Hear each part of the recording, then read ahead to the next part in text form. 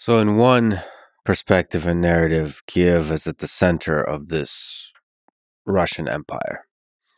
At which point does Moscow come to prominence as the center of the Russian Empire? Well, the Russian Empire is a term and really creation of the 18th century. What we have for the Kievan, we call it Kievan Rus. Again, this is a term of the 19th century. They call themselves Rus. Rus. And there was Metropolitanate of Rus, and there was Rus principalities. So very important to keep in mind that Rus is not Russia, because that was a self-name for all multiple groups on that territory. And Moscow doesn't exist at the time when Kiev emerges as the capital. Mm-hmm. The first reference to Moscow comes from the 12th century, when it was founded by one of the Kievan princes. And Moscow comes to prominence really in a very different context and with a very different empire running the show in the region. The story of Moscow and the rise of Moscow, this is the story of the Mongol rule over former Rus lands and former Rus territories. The part of the former Rus eventually overthrows the Mongol control with the help of the small group of people called Lithuanians, which had a Yan state and Yan dynasty and united these lands, which were mostly, in today's terms, Ukrainian and Belarusian. So they separate early. And what is today's Russia, mostly Western Russia, Central Russia, stays under the Mongol control up until late 15th century. And that was the story when Moscow rises as the new capital of that realm, replacing the city of Vladimir as that capital.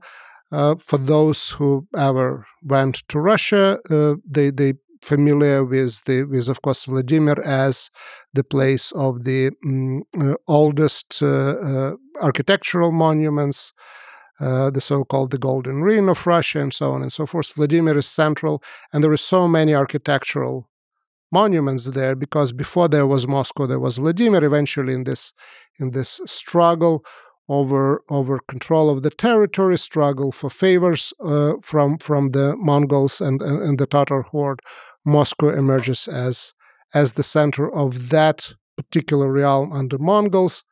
After the Mongol rule is removed, Moscow embarks on the project that Russian historians of the 19th century called the gathering of the Russian lands. Using Russian now for Rus and trying to bring back the lands of former Kievan Rus, but also the lands of the former Mongol Empire. The Russians get to the Pacific before they get to Kiev, historically, and really the quote unquote gathering of the quote unquote Russian lands ends only in 1945 when the Soviet Union bullies the Czechoslovak government into turning what is today's Transcarpathian Ukraine to the Soviet Union. It is included in the Ukrainian Soviet Socialist Republic. So that's the moment when that destiny, the way how it was imagined by the 19th century Russian historian, was eventually fulfilled. Moscow was in control of all these lands. So to what degree are the Slavic people one people, and this is a theme that will continue throughout, I think, versus a collection of multiple peoples, whether we're talking about the Kievan Rus or we're talking about the 19th century Russian Empire conception? Well, a number of ways to look at that. One, the most obvious, the most clear, is language. And there is no question that Poles speak a separate language and they're Slavs. And there is no question for anyone going to Ukraine and hearing Ukrainian, realizing that this is not Russian. The level of comprehension can be different. You can understand certain words, and you don't understand others. And the same would be with Polish, and the same would be with Czech. So there is this linguistic history that is in common, but languages very clearly indicate that you're dealing with different peoples.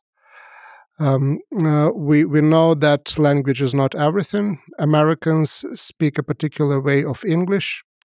Australians speak a particular variant of English, but for reasons of geography, history, we pretty much believe that despite linguistic unity, these are different nations and different peoples, and there are some parts of political tradition are in common, others are quite different. So the same when it comes to language, the same when it comes to political tradition, to the loyalty to the political institution, applies to Slavic nations. So that's again, there is nothing particular unique about the Slavs in that regard.